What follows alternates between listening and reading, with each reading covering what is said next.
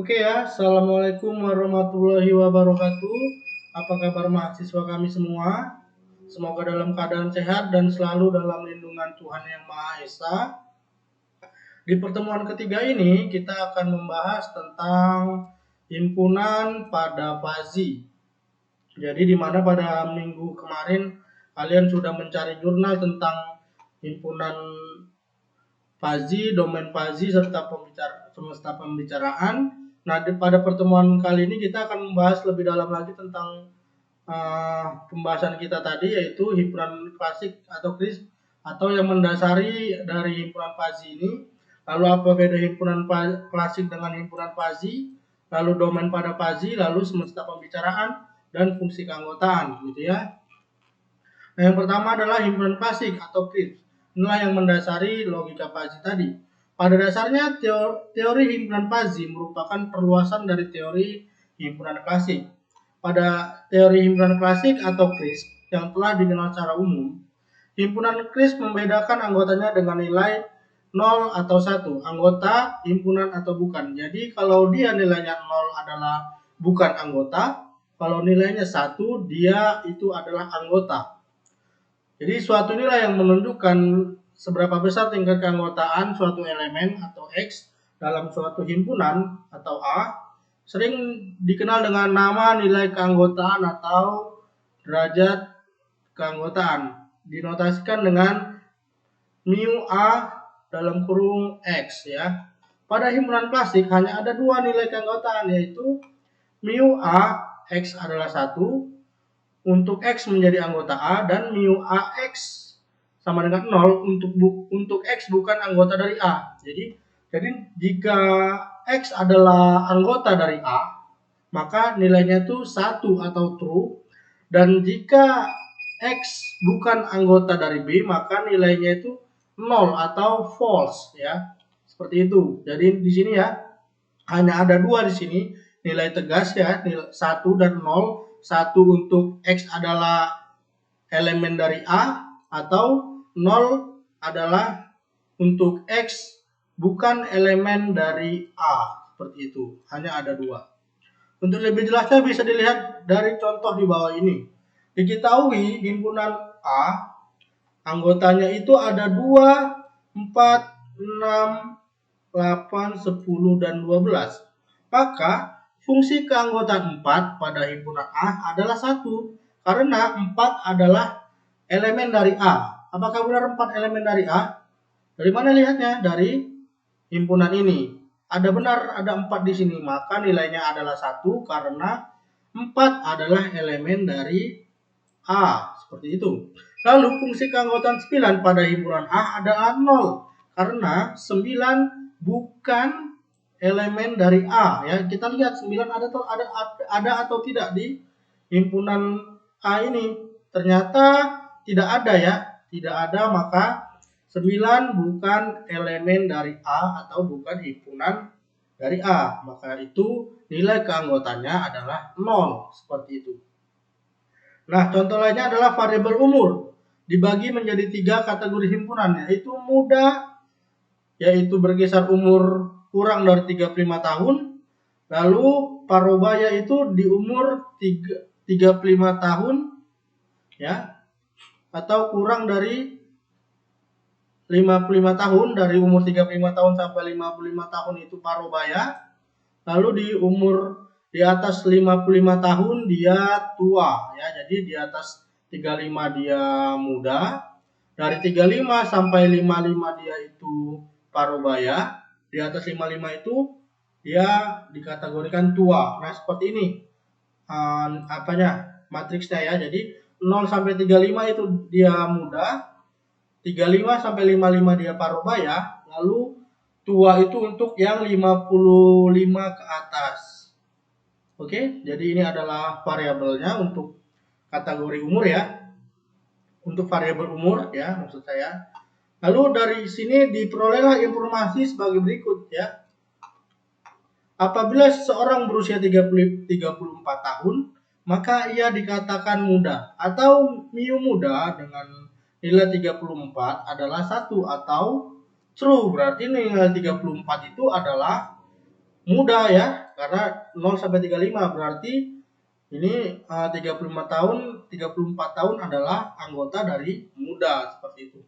Lalu apabila seseorang berusia 35 tahun, maka ia dikatakan tidak muda atau 0, atau mu muda dengan nilai 35 sama dengan 0 atau false ya. Jadi di umur 35 dia bukan lagi tergolong muda ya, tetapi dia udah ke parubaya seperti itu. Apabila seseorang berusia 35 tahun kurang 1 hari, maka ia dikatakan tidak muda. Atau mu muda 35 kurang 1 hari, maka dia 0. Berarti dia udah tidak muda lagi kalau dia sudah 35 tahun kurang dari 1 hari. Jadi ini sangat tidak adil ya. Jangankan yang kurang ini ya, ini 34 ke 35 itu kan berdekatan, tapi udah beda kategori gitu ya. 34 itu di umur muda dan di 35 dia lagi itu sudah tidak tergolong muda lagi atau sudah tergolong parubaya seperti itu. Nah, inilah kekurangan dari himpunan KRIS ini seperti itu. Lalu di sini dikatakan lagi apabila seorang berusia 35 tahun maka ia dikatakan parubaya. Nah, dia dikatakan parubaya tapi di awal, di pas-pasan gitu ya, di transisi pada saat umur 35. Dan yang 34 yang hanya 1 tahun itu dikategorikan muda seperti itu. Lalu dikatakan lagi di sini apabila seseorang berusia 34 tahun maka ia dikatakan tidak parubaya. Udah jelas ya, 34 tahun dia masuk ke muda ya, padahal hanya 1 tahun bedanya seperti itu. Lalu apabila seorang berusia 55 tahun maka ia dikatakan parubaya. Jadi 55 tahun dia itu masih di parubaya, padahal 1 tahun lagi dia udah ke golongan ketua gitu ya. Lalu apabila seorang berusia 35 tahun kurang 1 hari maka ia dikatakan tidak parubaya. Jadi kalau dia 35 tahun tapi kurang 1 hari maka dia tidak di parubaya, tetapi dia masih di kategori muda. Seperti ketika persoalan masuk SD ya, masuk SD harus umur 6 tahun gitu ya, atau harus masuk 7 tahun kalau nggak salah. Kalau belum 7 tahun belum boleh masuk SD.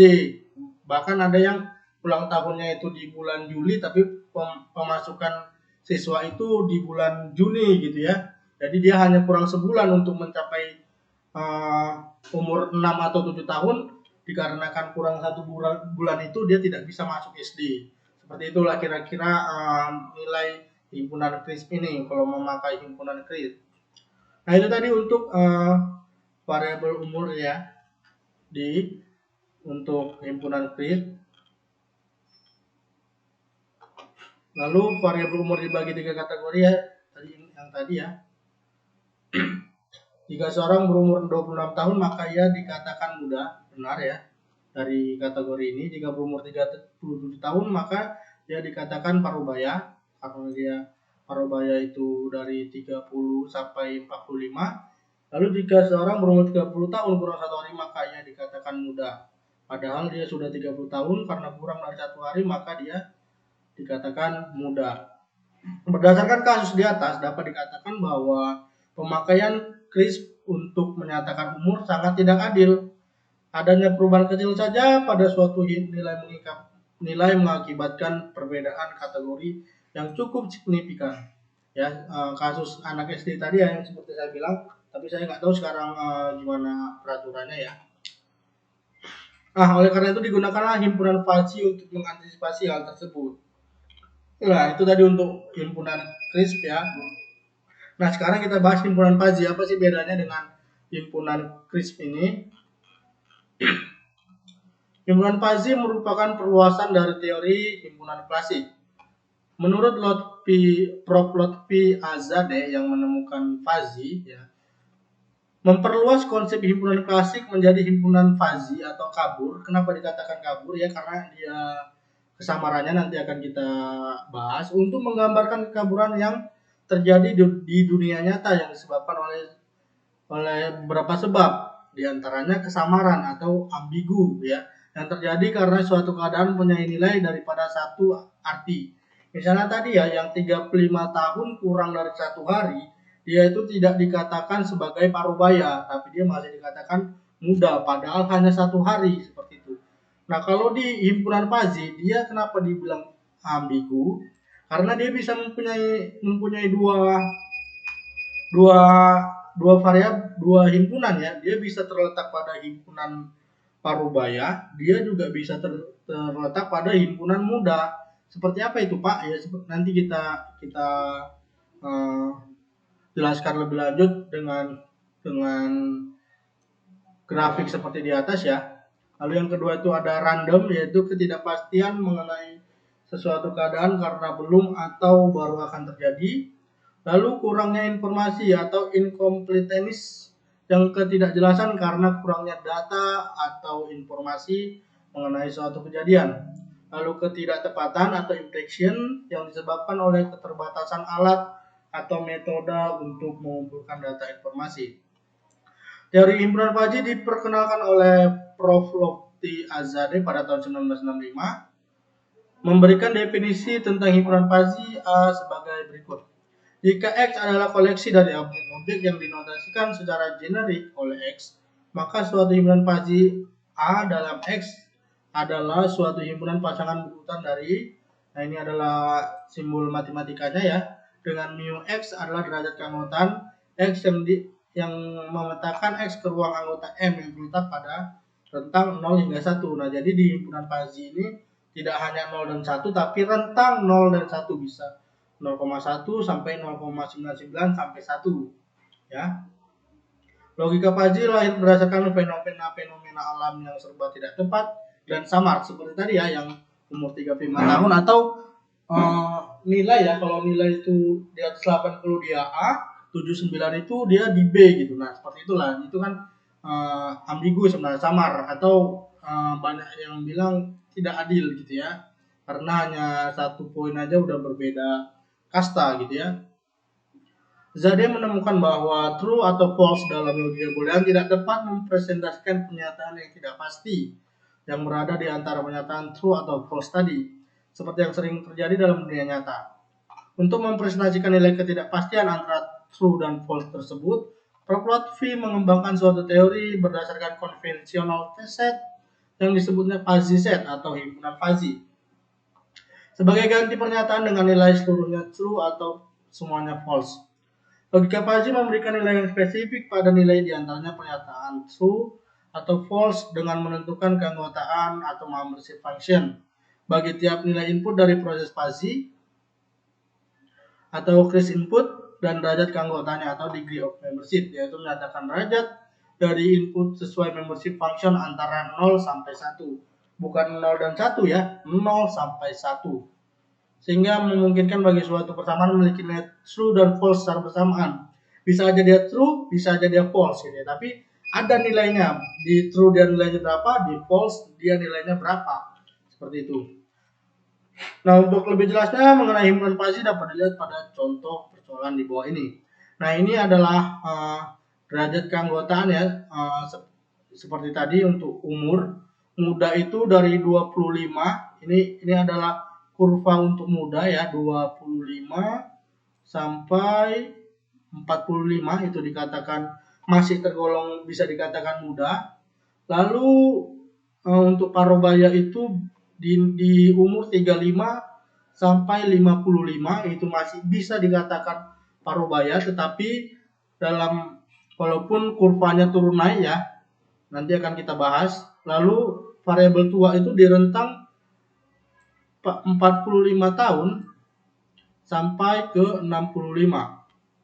Nah, seperti itu. Muda itu 25 sampai 45, tua parubaya itu 35 sampai 55 dan tua itu 45 sampai ke 65. Oke, kita bahas lagi. Dengan adanya himpunan Fuzzy memungkinkan seseorang untuk dapat masuk ke dalam dua himpunan yang berbeda. Ya, inilah ambigu dari Fuzzy atau samar tadi ya, bisa masuk dalam dua himpunan yang berbeda, muda dan parubaya. Ya, dia bisa masuk ke muda dan parubaya, ya. Bisa juga masuk ke parubaya dan tua. Parubaya dan tua. Tapi dia tidak mungkin masuk ke muda dan tua. Nah, itu tidak mungkin ya, karena dari kurva ini kurva muda dan ini kurva tua. Jadi tidak akan tidak akan berjumpa ya. Jadi jumpanya itu pasti antara parubaya dan muda dan parubaya dan tua, seperti itu. Oke. Jadi kita lihat contoh-contohnya ya. Seseorang yang berumur 40 tahun termasuk dalam himpunan muda dengan mu muda 40. Nilai mu muda adalah 40 dengan nilai 0,25. Kita lihat kenapa 0,25, Pak? Kita di sini umur 40 ya. Ini umur. Ini umur yang rentangnya dari 0 sampai 65 ke atas. Ini adalah nilai keanggotaan FAZI dari rentang 0 sampai 1 gitu ya. Oke, di sini katakannya mu muda 40 dengan nilai 0,25 ya. Coba kita lihat nilai 40. Umur 40, nilai 40 di sini ya. Lalu kita letakkan dengan kurva muda yang ini, ya, yang ini. Kita lingkari dulu yang merah ya. Nah ini adalah kurva muda dan umur kita terletak pada 40. Nah, 40 ini kita tarik ke atas dan sampai di mana dia kena ke titik merah, yaitu di kurva muda. Lalu di sini ya, di sekitar sini ya, yang merah ini. Lalu kita tarik ke samping.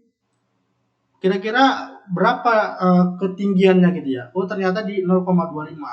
Maka umur 40 tahun bisa tergolong muda dengan nilai 0,25 ya, atau rendah karena dia udah 40 tahun. Tapi masih tergolong muda walaupun nilainya 0,25. Jadi semakin bagus nilainya itu, semakin tinggilah dia nilainya. Nah, tetapi di umur 40 tahun ini dia bisa juga masuk ke parubaya gitu. Namun dia juga termasuk ke dalam himpunan parubaya dengan mu parubaya 0,5. Coba kita lihat lagi. Parubaya mana kurvanya gitu ya. Jadi kita hapus dulu. Nah, ini adalah kurva parubaya. Sorry nggak pas ya. Ini adalah kurva parubaya ya. Jadi nilainya tadi berapa? 40 tahun. Nah, 40 tahun kita lihat ketinggiannya. Ketinggiannya untuk pas mencapai kurva tadi di sini ya. Di sini lalu kita tarik ke samping. Berapa nilainya? Ternyata 0,5. Nah, oleh karena itu, umur 40 tahun itu bisa termasuk dalam kategori muda dengan nilai 0,25 dan termasuk parubaya di nilai 0,5. Nah, disinilah letak keadilan tersebut. Adil ya, jadi dia bisa masuk kategori muda dengan nilai 0,25 dan dia juga masuk ke parubaya pada nilai 0,5 seperti itu. Nah, di umur 40 ini dia belum tergolong tua karena umur 40 itu umur variabel tua itu di umur 45 tahun ke atas. Jadi dia hanya mempunyai dua himpunan ya, di himpunan muda dengan nilai 0,25 dan di himpunan parubaya dengan nilai 0,50. Lalu kita tarik kesimpulan karena dia 0,50 berarti dia ke parubaya, atau bisa juga dikatakan muda dengan nilai 0,25. Nah, di situ terletak keambiguannya dan di situ pula terletak keadilannya. Ya, seperti itu juga dengan seorang yang berumur 50 tahun, termasuk dalam tua ya, 50 tahun tua ya. 50 tahun dia tua dengan derajat keanggotaan itu 0,25 ya. Dia dikatakan tua tapi tidak tua-tua banget ya, karena nilainya 0,25 seperti itu. Dan dia juga masih masuk ke parubaya. Nah, di parubaya dia sudah termasuk tinggi karena nilainya itu udah 0,5. Seperti itu. Seperti itulah fungsi dari himpunan FAZI dan perbedaannya dengan himpunan CRISP tadi. Lalu ada beberapa hal yang harus diketahui ya, yaitu pertama itu variabel. Variabel itu apa? Variabel FAZI merupakan variabel yang hendak dibahas. Yang hendak dibahas itu apa? Yang tadi umur, bisa jadi variabel umur berarti yang akan kita bahas. Temperatur pada pertemuan kemarin, lalu permintaan dan sebagainya, atau ataupun objek-objek lain yang akan dibahas. Itu dikatakan variabel. Lalu himpunan. Himpunan pada fuzzy merupakan suatu grup yang mewakili kondisi atau keadaan tertentu. Jadi kalau variabel umur, himpunannya itu ada 3, yaitu muda, parubaya, tua. Kalau variabel dari temperatur ada 5 ya himpunannya, yaitu dingin, sejuk, normal, hangat, dan panas. Seperti itu.